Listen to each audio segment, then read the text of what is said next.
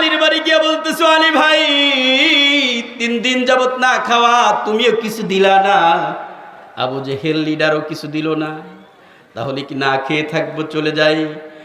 আর আলীর কাছে হাত ধরে বলতেছে, আলী ভাই একটু দয়া করে ক্ষমা করবা, তোমাকে কষ্ট দিলাম, তুমি একজন গরিব মানুষ, তোমার বাড়িতে আসছিলাম, তোমাকে কষ্ট দিয়ে ফেলছি, অতএব তুমি আমাকে ক্ষমা করে দাও। এই কথা বলতে না বলতেই সালাম দিয়ে ভিক্ষুক চলে যাচ্ছে।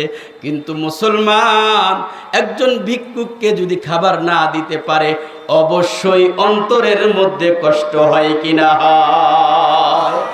আলীর মনের মধ্যে কষ্ট, আহারে 3 দিন যাবত না খাওয়া একজন জীর্ণ শীর্ণ মানুষ আমার দরবারে আসলো, তাকে কিচ্ছু দিতে পারলাম না, মনের মধ্যে কষ্ট নিয়ে মাথাটা নিচু করে দাঁড়িয়ে আছে। এইবার ভিক্ষুক চলে যায় কাঁদতে কাঁদতে। ওই দিকে বাড়ি ছেড়ে যখন চলে যায়, আলী রাদিয়াল্লাহু তাআলা আনহু পিছন থেকে ডাক দেয়, ভিক্ষুক রে একটু ঘুইরা আমার দিকে আসো। ভিক্ষুক ডাক দে বলতেছে, আলী ভাই বুঝলাম না, এই মুহূর্তে বললা দুনিয়ার কোনো সম্পদ নাই, এখন আবার কি জন্য ডাক দিলা? আলী ডাক দে বলতেছো, ভিক্ষুক